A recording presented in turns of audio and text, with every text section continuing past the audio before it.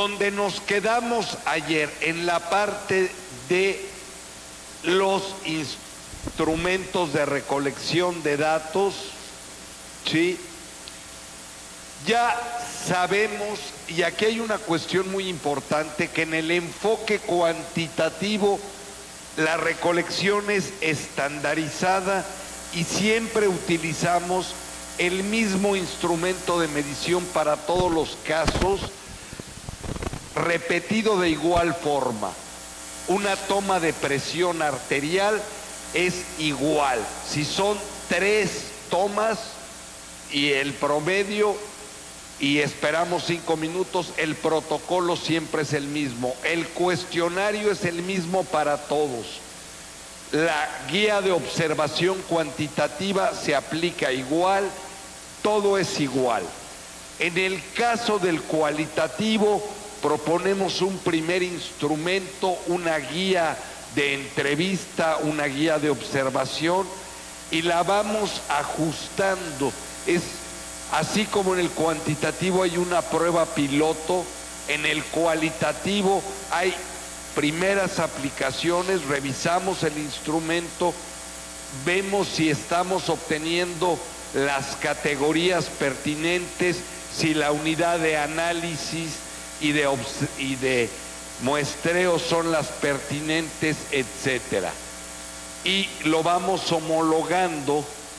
Y aquí hay otra cuestión muy importante, que ¿quién es el instrumento de la recolección de los datos cualitativos? ¿Cuál es el instrumento que usamos? ¿Alguien podría comentar? El investigador, ¿no? Porque la gente cuando se hace esta pregunta, ¿cuál es el instrumento para recolectar los datos cualitativos? Dicen, pues puede ser la entrevista, puede ser no. El instrumento es el investigador. La investigación cualitativa requiere que el investigador recolecte los datos, es quien observa las sesiones de grupo, quien registra las entrevistas, quien hace, y aunque otros investigadores lo realicen, él está en contacto con los datos directos. En la investigación cuantitativa es un instrumento el que registra los datos, aquí es la persona, el propio investigador. En el mixto hay instrumentos e investigadores por igual y vamos mezclando. La recolección de los datos cuantitativa, los estándares de calidad para hablar de que los datos han estado bien recolectados o adecuadamente recolectados, ¿sí? Es el criterio de confiabilidad, si el instrumento es consistente en las respuestas, en los resultados de las mediciones que da, en la validez también, y en la objetividad entendida como el aplicar el instrumento siempre bajo los mismos parámetros, en la misma secuencia, y si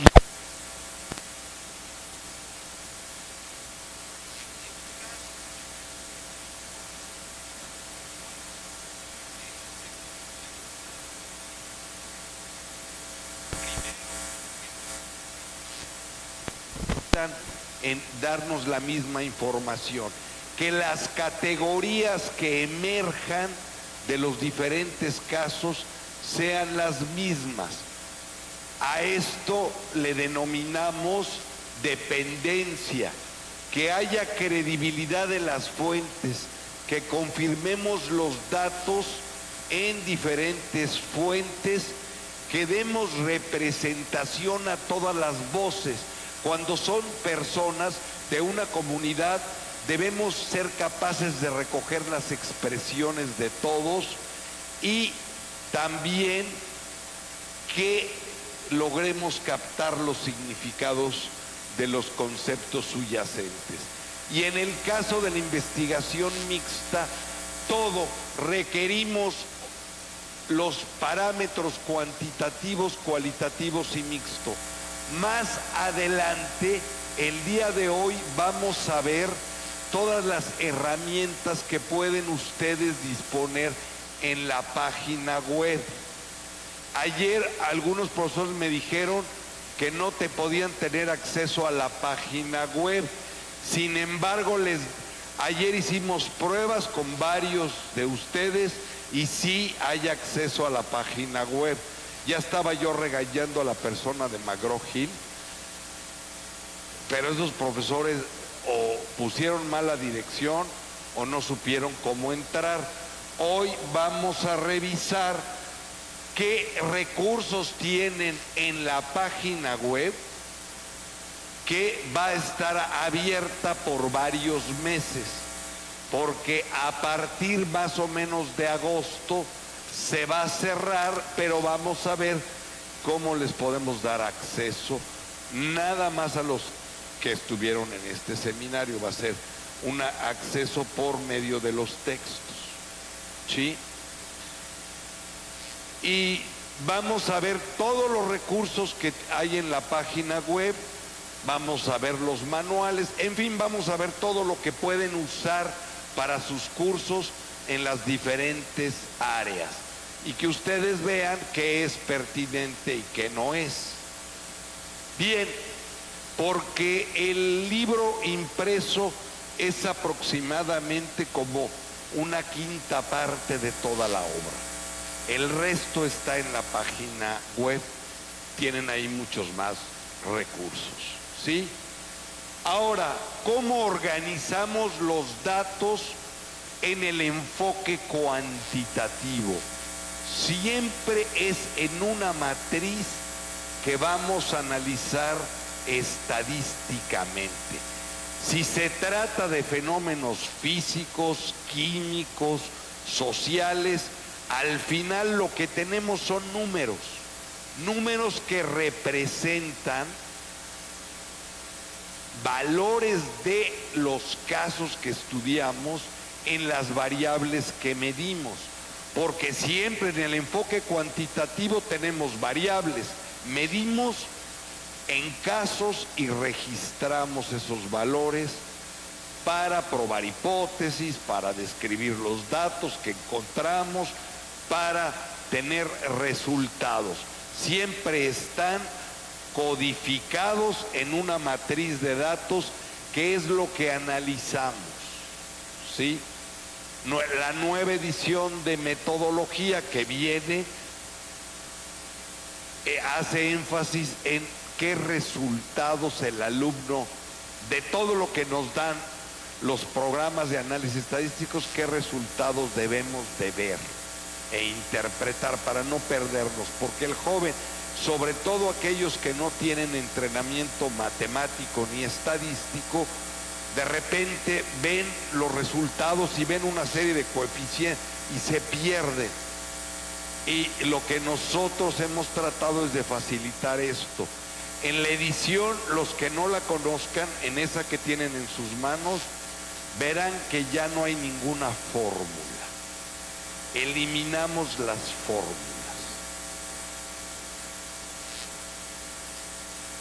Algunos, la mayoría están de acuerdo, porque muchos estudiantes rechazan la investigación cuando ven fórmulas. Y hoy en día las fórmulas ya no se utilizan. Para eso hay programas de análisis estadístico. Pero hay algunos profesores que les gusta enseñar todavía las fórmulas. Para respetarlos, aunque en lo personal yo ya no recomiendo una sola fórmula, sé que siento los láseres en algunas partes,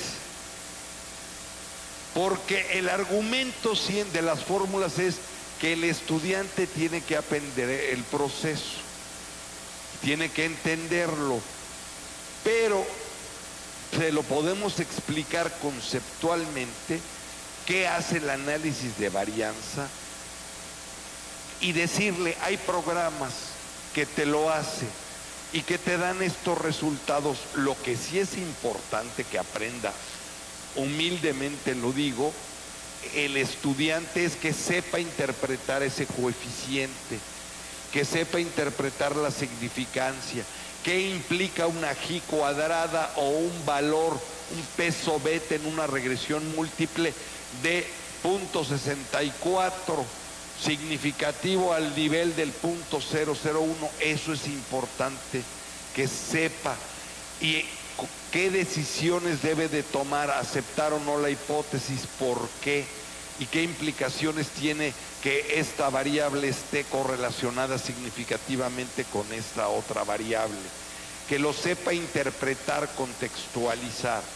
Pero para aquellos que les gustan las fórmulas, no las eliminamos, las mandamos a la página web. Así es que antes de que me echen los rayos solares encima, las superchicas, antes de que me inmolen, ¿sí? En la página web están las fórmulas. Por ejemplo, algunos ya lo conocen. Tenemos un programa para calcular el tamaño de muestra, que fue el primero que hubo en internet. No es el único, ahora hay muchos, ¿sí? Este que se llama Stats, ya no necesitamos fórmulas de muestreo. Para eso se hizo el programa, pero si alguien lo quiere calcular, pues ahí están las fórmulas en la página web. Y tuve una vez un alumno en doctorado que, muy curioso, no quería usar las fórmulas, digo, no quería usar el programa, sino fórmulas. Hizo el ejercicio de calcular 551, se me quedó grabado, muestras por la fórmula y por el programa. Y entonces se dio cuenta que daban el mismo resultado. ¿Sí? Es como decir, la calculadora se va a equivocar. Yo creo que es más fácil que se equivoque uno al sumar, restar, multiplicar, a que la calculadora. Y viene una intervención de un gran maestro. Apreciado doctor Roberto Sampieri, dos preguntas. En el caso de una tesis doctoral, muchos evaluadores de tesis jurados hacen mucha cuestión de seguir la fórmula, o sea, de cálculo, toda la fórmula. Por lo que los estudiantes son llevados a tener que presentar esas fórmulas y, bueno, desarrollarlas.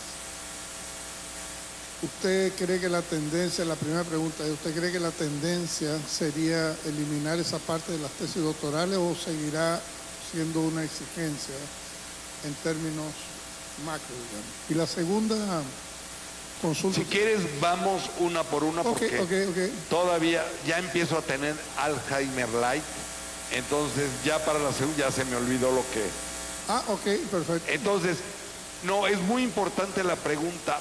Desde mi muy humilde punto de vista, se me hace un absurdo pedirle en una tesis doctoral a un alumno que ponga fórmulas. En eso de las tesis doctorales, he visto cada cosa a lo largo de América Latina y en España, cosas que no puedo creer.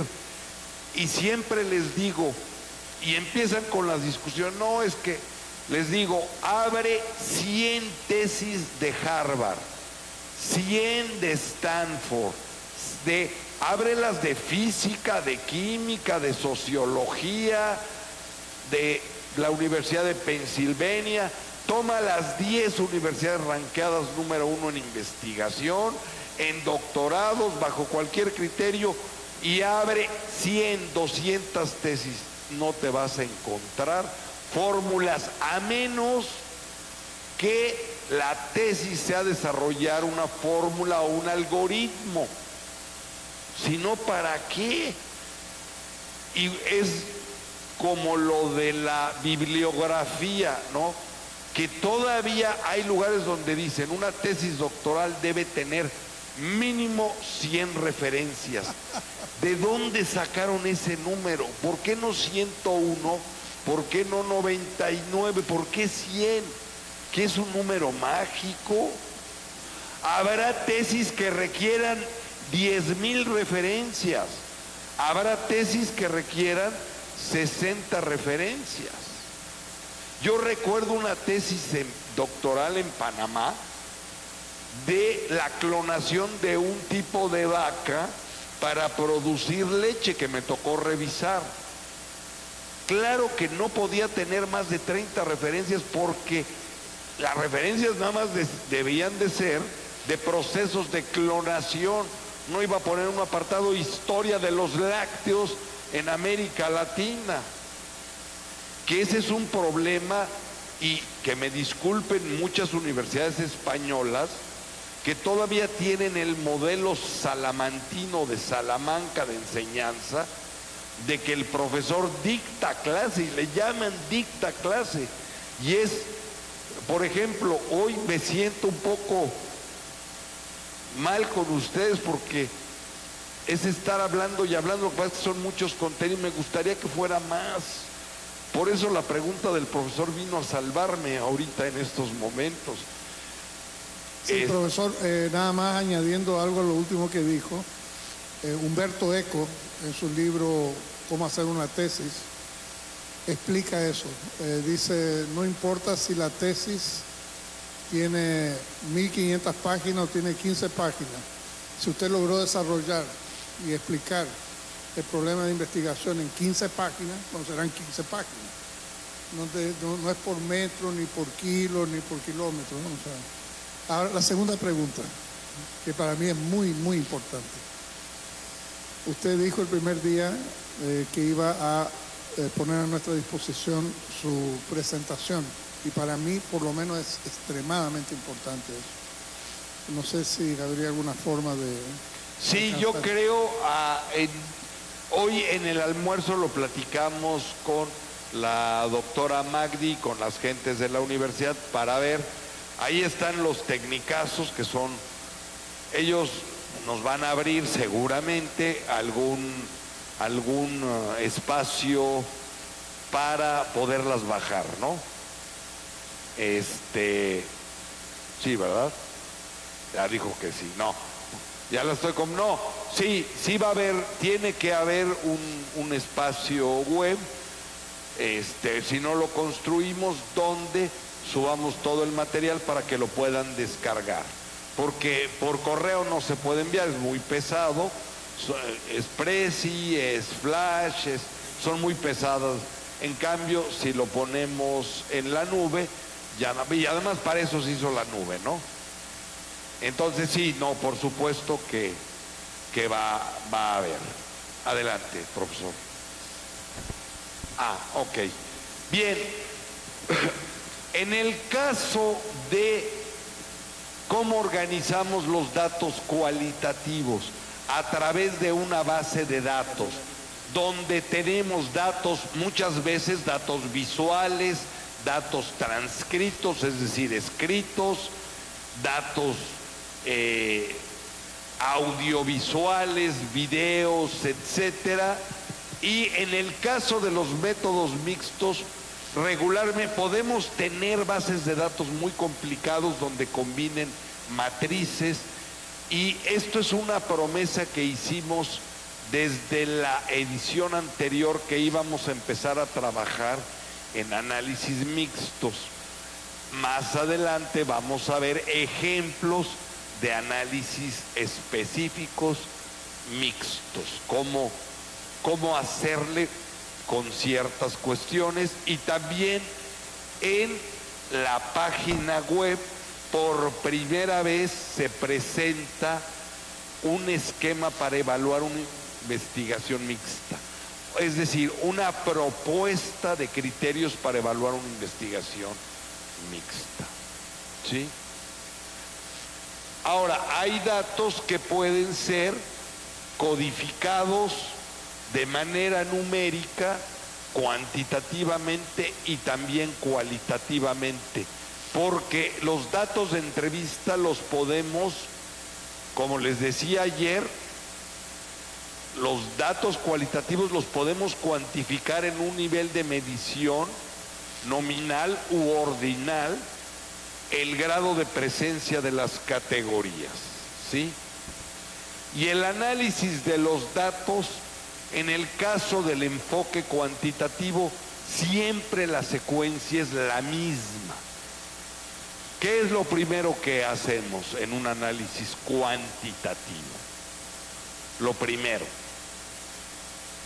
demostrar la validez del instrumento. Antes de la estadística descriptiva, lo primero que hacemos es demostrar la validez, aportar información sobre la validez de criterio, la validez de constructo, ¿sí? No siempre se aplica análisis de factores, solo que tengamos escalas muy bien probadas y niveles de medición de intervalos o de razón. Y después del análisis de factores y la discriminación de ítems, viene el análisis de confiabilidad, porque si no hay validez, ni siquiera podemos explorar la confiabilidad. Y todo esto es muy sencillo, son procedimientos estandarizados, y después, ya que demostramos, quitamos ítems si se trató de cuestionarios o escalas, quitamos indicadores que no están correlacionados con otros, por ejemplo, en el análisis financiero, en el análisis de indicadores macroeconómicos, en cuestiones médicas, ciertos indicadores que no demostraron ser válidos los quitamos. Y después de que hacemos el análisis de confiabilidad, ya hacemos lo de estadística descriptiva y finalmente la estadística inferencial, univariada, bivariada y multivariada, ¿no? En el caso del análisis cualitativo, primero tenemos que demostrar que hay confirmación de fuentes, que la gente fue honesta, que las observaciones se realizaron, que hay bitácoras de campo, que hay bitácoras de análisis, que podemos asegurar que las diferentes fuentes fueron confiables, y solo entonces ya hacemos el análisis temático, el descubrir los patrones, el encontrar las categorías, y hacemos un análisis estadístico en el cualitativo. ¿Cuánto estuvo presente cada categoría? Podemos empezar a analizar. Lo primero es cuáles fueron las categorías importantes, ¿de acuerdo a qué? Al planteamiento del problema. Recuerden, por eso es el planteamiento del problema, el formularlo adecuadamente, es el 50% del éxito de una investigación, y el resto de la investigación es seguir al planteamiento. Por supuesto, como decíamos ayer, el planteamiento se va revisando una y otra vez para ver que corresponda a la realidad, y vamos analizando datos. Y en el caso de la investigación mixta, que en la tarde vamos a ver ejemplos de cómo pueden hacerse en diferentes áreas, más bien ejemplos de investigaciones mixtas reales que hemos tenido la oportunidad de trabajar y que hemos publicado artículos en esa materia, ¿sí? Y el análisis siempre en los casos cuantitativos es el análisis de la matriz por variable, porque ¿cómo organizamos una matriz? Por variables y casos, o por ítems y casos. Es decir, por variables y por casos, siempre. Utilizando un programa como SPSS, como SAS, como STATS o como Minitab. Todos sirven, y también Excel. Excel tiene muchas posibilidades de análisis bivariado, multivariado, etcétera. De hecho sacamos un libro en Honduras de análisis estadístico con Excel, porque la gente de repente nos dice, es que SPS es muy caro. Sí, $1,000 la licencia básica, y creo que ya subió un poco. ¿Qué estudiante puede comprar una licencia de $1,000? ¿Qué maestro podemos comprar una licencia de $1,000? Nuestras instituciones sí, pero de manera limitada. $1,000 son $1,000, ¿no? Y claro, están ahí los famosos programas pirata que tienen un problema, que luego borran datos y que pueden virusar la máquina, etcétera. Obviamente un autor no va a recomendar el uso de software pirata, pero hay otras opciones. Minitab te hace muchas de las cuestiones que hace SPSS, y Excel también. Sí, nosotros tratamos de llegar a un acuerdo con SPSS de incluir el programa en el libro, pero ¿saben cuánto? SPSS había aceptado, íbamos en $5, pero $5 agregarle el precio, $5 al libro, era complicado. Nosotros queríamos $1. En eso fue cuando adquirió IBM a SPSS. ¿Y cuál $5? Querían $50. Imagínense, pues no, imposible. Imagínense el costo del libro, más $50. Teniendo el programa, pues no, nunca llegamos a esa negociación. Ustedes pueden tener acceso a un demo de Atlas T, el programa de análisis cualitativo. Pero bueno, me estoy adelantando. En el caso de los datos cualitativos, utilizo programas de mapeo, de vinculación de categorías y programas para hacer emerger las categorías. Pero el investigador es el que genera las categorías. Y nosotros, ¿cómo sugerimos que trabajen el reporte cualitativo? Y aquí también nos metimos en un lío, porque los puristas cualitativos nos dicen que cada estudio cualitativo lo puede reportar como sea. ¿Y qué problema hay si yo quiero reportar lo que sea? Que van a rechazar mis reportes para publicarlo. Por eso durante años no se aceptaron artículos cualitativos.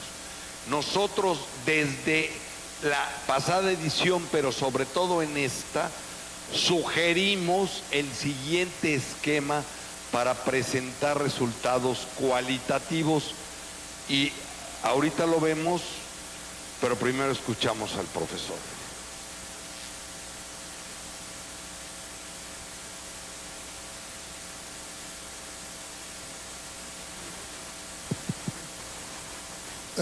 Solamente una observación o pregunta, no sé.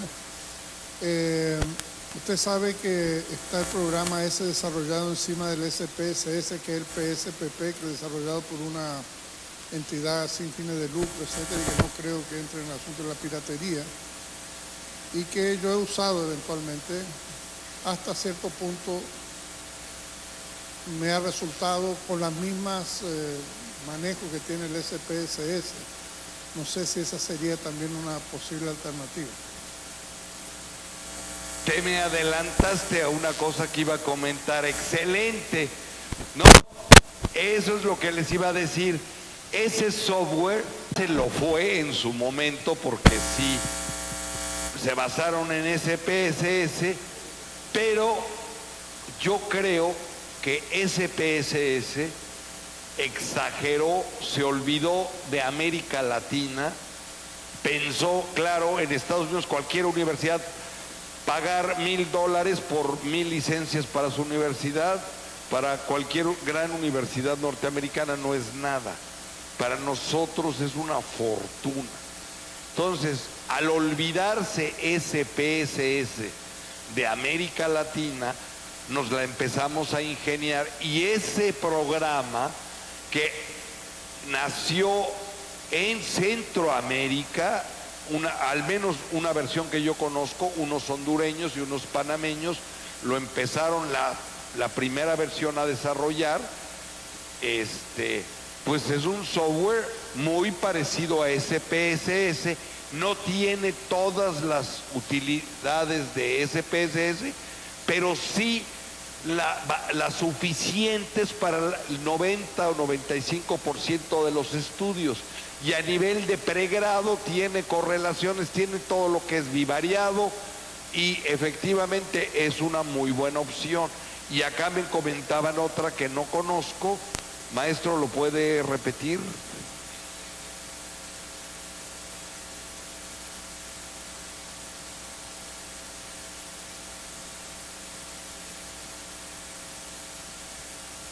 Y hay otros en internet. Sí, yo estoy de acuerdo. Minitab también es una buena alternativa porque no es costoso.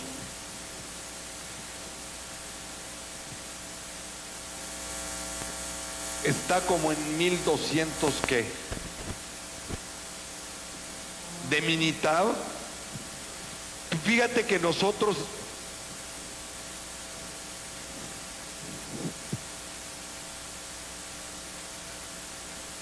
sí, del demo del 18 ya están en el 9, pero fíjate que en México podemos conseguir la versión 18 en cuando mucho $10, cuando mucho. Entonces, es cuestión de verlos, no sé, ahí sí desconozco Minitab Panamá, pero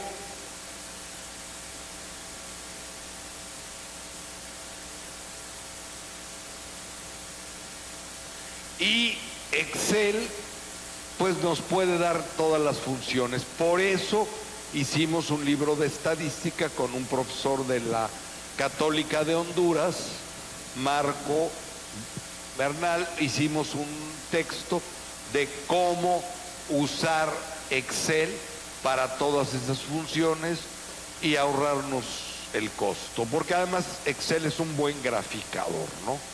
Entonces también está esa alternativa. Y para análisis cualitativo tenemos Atlas-T, tenemos En Vivo. ¿Cuál recomendamos? Cualquiera de esos dos. La única ventaja que le vemos a Atlas-T, porque los dos hacen lo mismo, generan categorías, editan, crean teoría fundamentada, es que Atlas-T ya está en español. Tanto el manual como, y ya veremos que hay un manual de Atlas-T en la página web, también hay un manual de SPSS en la página web, y ahí los recursos los vamos a ver al rato, ¿no? ¿Y cómo es la presentación de resultados comparando los tres enfoques? En el cuantitativo presentamos los resultados por variable, es decir, ven cada variable y por relaciones entre variables. ¿Qué es lo que presentamos? Distribuciones de variables, tablas y figuras que relacionan valores de casos en las variables y coeficientes estadísticos de diferente forma y su significancia. En el cualitativo, categorías, temas y patrones. Les decía que en esta edición nosotros sugerimos por primera vez, es una sugerencia, de cómo presentar los resultados cualitativos. Primero, presentar las categorías que emergieron, que tienen que ver con el planteamiento del problema, por supuesto. Segundo, la descripción de cada categoría, que sería el paralelo a la estadística descriptiva. La definición, pero no mi definición como investigador. ¿Cómo definieron los sujetos? Tengo que extraer la definición de cada categoría por parte de los sujetos. Después de eso, ilustrarla con segmentos de los participantes. Esta categoría con 3 o 4 segmentos de lo que nos dicen los participantes. Luego presentar la frecuencia, la tabla de frecuencia de la categoría. ¿Sí me explico? Y también un orden de las categorías, de la que más fue mencionada y las que fueron muy poco mencionadas, pero solo del planteamiento del problema, porque si me puedo perder en categorías que no tengan sentido.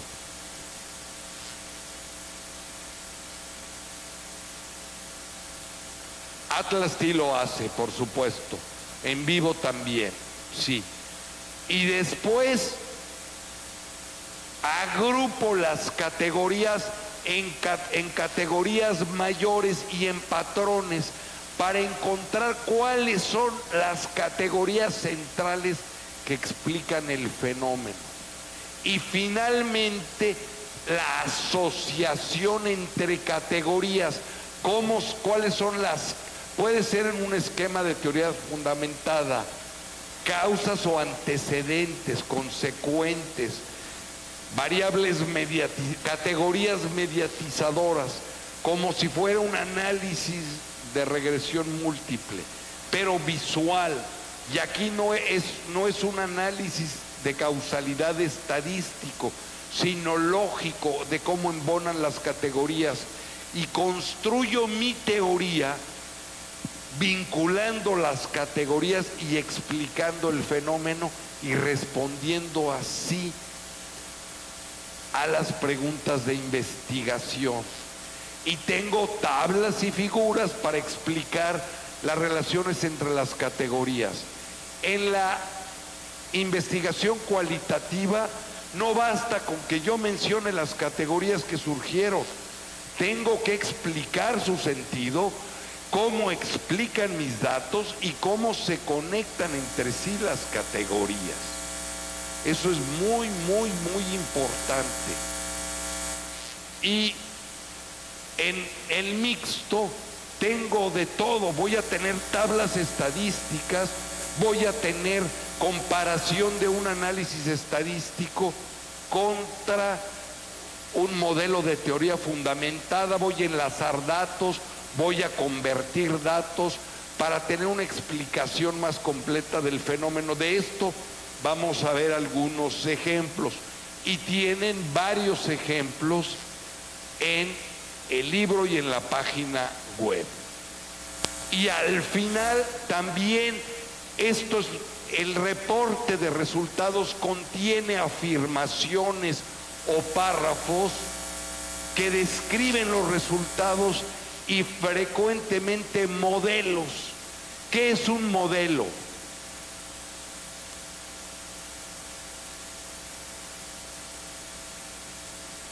Un modelo es la representación de una realidad o un fenómeno. Una ecuación, ¿qué es? Un modelo que representa algo. ¿Sí? ¿Estoy en lo correcto?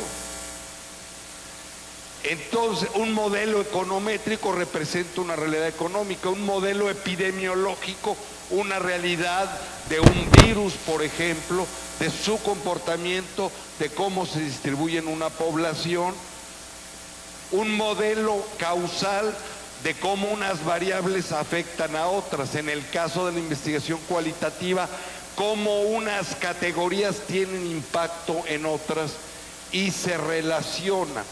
Y eso es muy frecuente, y en una tesis doctoral donde sí exigimos teorización, es una manera de teorizar, es presentar un modelo, ya sea que se pruebe o ya sea que se discuta, ¿sí?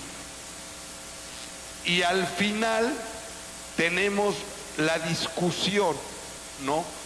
Que es muy importante explicar cómo mis resultados corresponden al planteamiento, cómo respondí al planteamiento, qué respuestas encontré, y la prueba de hipótesis en el cuantitativo, las hipótesis que fueron surgiendo y que se confirmaron a través de los resultados, y en el caso del mixto, las pruebas. Y cualquier fenómeno, ¿sí?, es validado. También en la página web hay una propuesta de cómo validar los resultados cuantitativos, cualitativos y mixtos en un capítulo que denominamos parámetros para evaluar la calidad de una investigación, ya sea cuantitativa, cualitativa o mixta.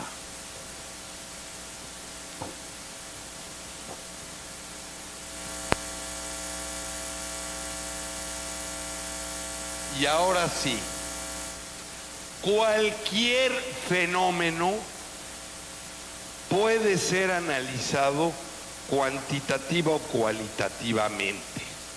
¿Por qué? Por lo que decíamos ayer, que los fenómenos físicos, químicos, sociales, educativos, económicos, pueden interpretarse desde la óptica cuantitativa de magnitudes y desde la óptica cualitativa de profundidad. Y sobre todo las conductas humanas o las conductas de los animales.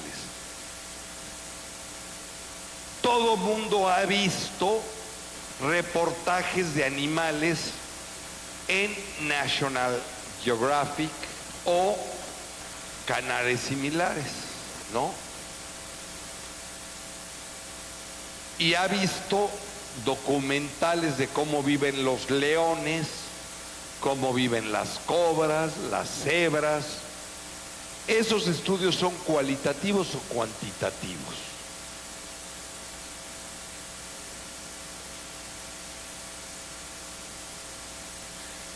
Algunos de ellos son cualitativos, su lógica básica es cualitativa, pero son mixtos, sí, porque muchas veces presentan frecuencia del comportamiento del animal, a veces son muestras, y yo les preguntaría, ¿cuántos leones tenemos que estudiar para entender la conducta del león en manada? ¿Esos documentales hacen muestreo aleatorio? Es decir, llega el investigador y nos señala, voy a estudiar el comportamiento del león en África. ¿O de qué animales han visto? ¿O de ballenas? ¿O de tiburones? En la semana del tiburón, en fin, mantarrayas, bueno, alguien falleció por muy conocido, elefantes. Yo vi uno del comportamiento de la cobra que fue muy interesante, en fin. ¿Y acaso dice el zoólogo que la estudia, voy a ir a África y voy a contar cuántos leones existen, ¿sí?, en África, y voy a tomar una muestra representativa? Voy a muestrear por conglomerados porque no podría yo hacer una muestra aleatoria simple. ¿De acuerdo o sí?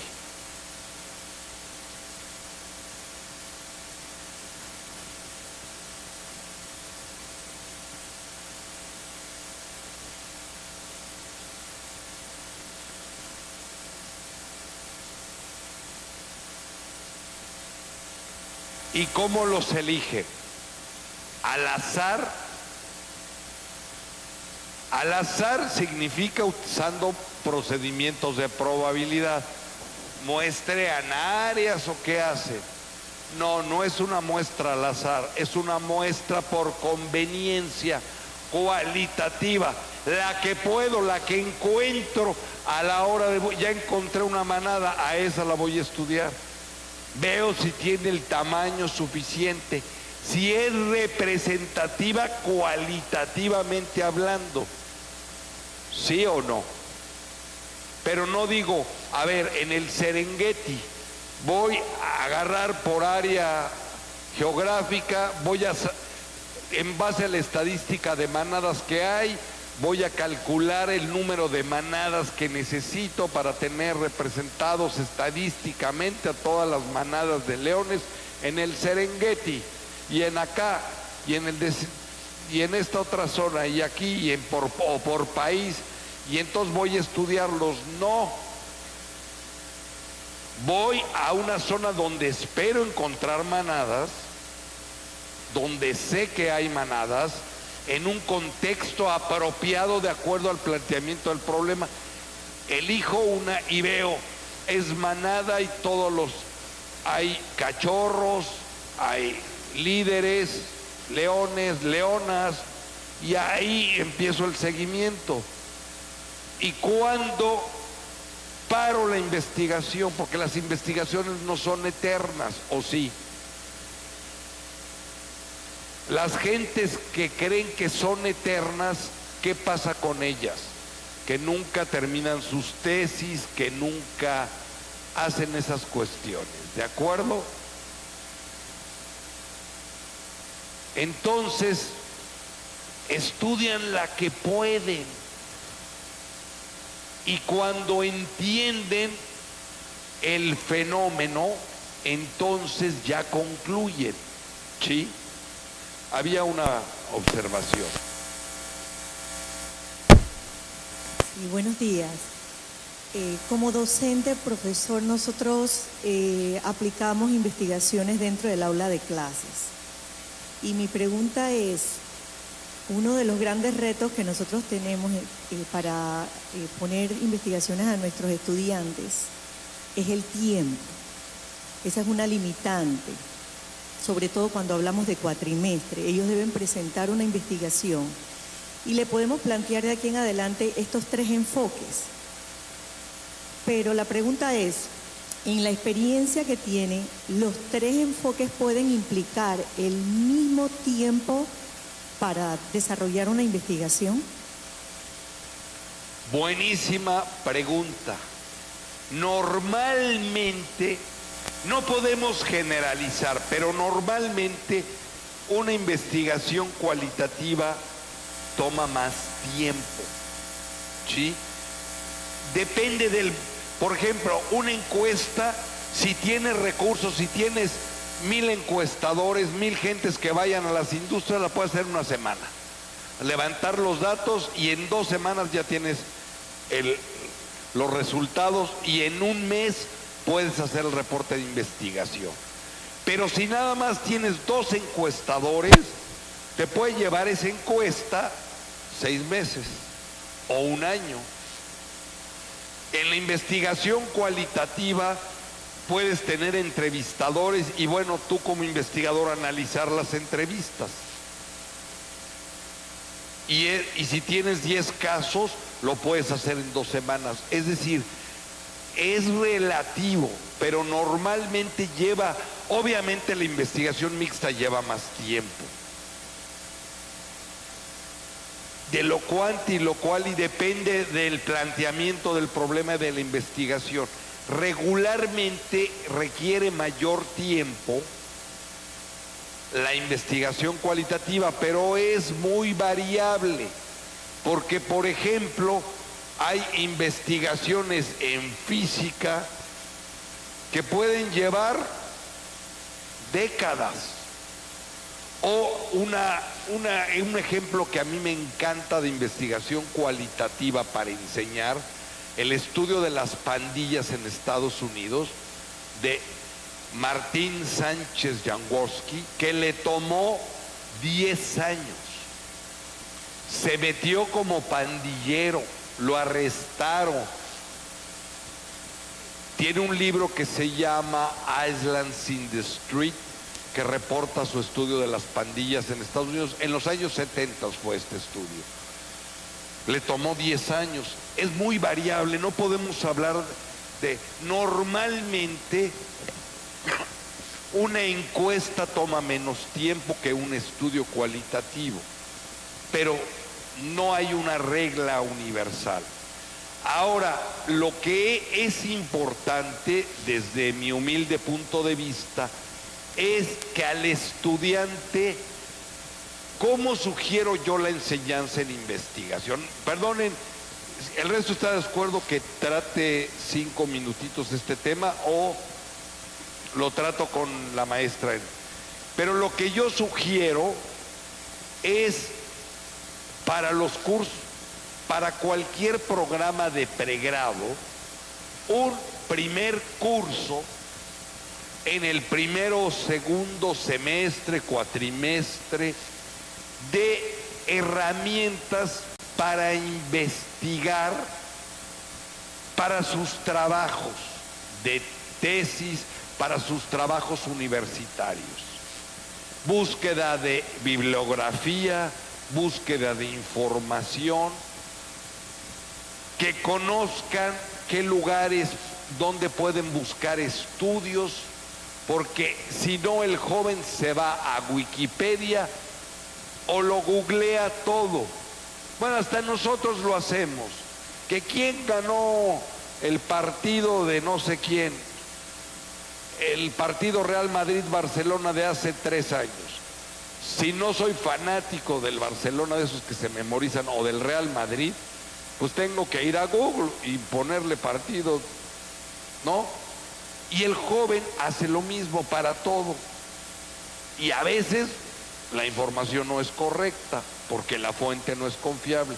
Entonces, enseñarles que existe EBSCO, que existe Emerald, que existe Sage Journals, que existen muchos Open Journals donde puede consultar, que existe Latindex, cómo debe redactar un trabajo científico básico o de investigación, porque a todo le queremos poner etiqueta de científico y lo alejamos. Entonces, pero este curso debe empezar, lo decía yo el día de la plática, algunos creo que estuvieron, la primera plática del lunes. Lo primero es motivarlos a la investigación. A mí me gusta que en el primer curso de investigación sean 4 o 5 sesiones de por qué deben hacer investigación, y con muchos ejemplos. Si la carrera es física, enseñarles la investigación cómo les va a servir. Si es pedagogía, ponerles ejemplos de esta investigación a esta escuela le sirvió para esto, este programa de capacitación a esta empresa le sirvió para esto. Si es comunicación, yo les pongo el ejemplo que mencionaba el lunes de cinematografía, de cómo creamos los criterios para clasificar las películas. Y les digo, miren, les pongo el ejemplo que mencionaba el lunes de los Óscares. Miren cómo una investigación ayudó a que el cine mexicano generara grandes directores que han ganado 3 Óscares en los últimos años. Y que si Guillermo del Toro gana este año, pues miren, la investigación sirve para generar directores que ganan en Hollywood, ¿no? Ejemplos reales. O a tal alcalde esta investigación le sirvió para esto, si es administración pública. O si es arquitectura, mira, esta torre se diseñó así, y empezar a ver ejemplos reales. Después, ya que están motivados, que entienden, mientras no entiendan que la investigación les va a servir en su vida diaria, no voy a repetir los conceptos de lunes para no cansar a los que estuvieron el lunes, pero ya que logro engancharlos, motivarlos en la investigación, entonces sí, cómo usar la investigación primero para su carrera universitaria, buscando fuentes, redacciones básicas, cómo elaborar un documento, un ensayo, ese primer curso de investigación, más bien documental. Y después lo que sugerimos en nuestra universidad es un curso de investigación cuantitativa y otro de investigación cualitativa. Y al final del segundo curso, hablarles de investigación mixta, no meterse a fondo porque los podemos confundir, pero que conozcan el paradigma mixto o la ruta mixta. Si hay 2 cursos, si hay 3 cursos, entonces sí, cuanti, quali y luego algo de mixta, y que al final siempre hagan una investigación. Es importante que el joven a lo largo de su carrera participe o haga por lo menos una investigación, sea la tesis donde hay esquemas de tesis, o si no hay tesis como en México,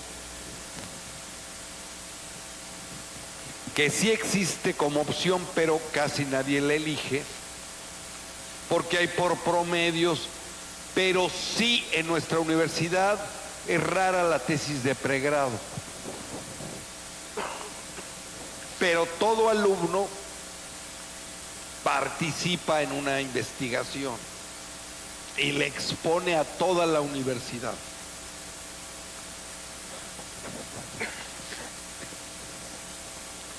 Tenemos un evento que hacemos cada año en noviembre para que expongan sus trabajos. Y va toda la universidad y los jueces de los trabajos, evaluadores que les dan una calificación, no son profesores de la universidad, son profesores externos de otras universidades, son consultores, son empresarios, son tratamos de una mezcla de entre empresario, docente, profesionales, o nuestros alumnos de otros países del doctorado, porque nuestro doctorado en administración tenemos el grupo mexicano, el grupo colombiano y el grupo peruano, y bueno, ahorita le frenamos porque si no nos vamos a volver locos.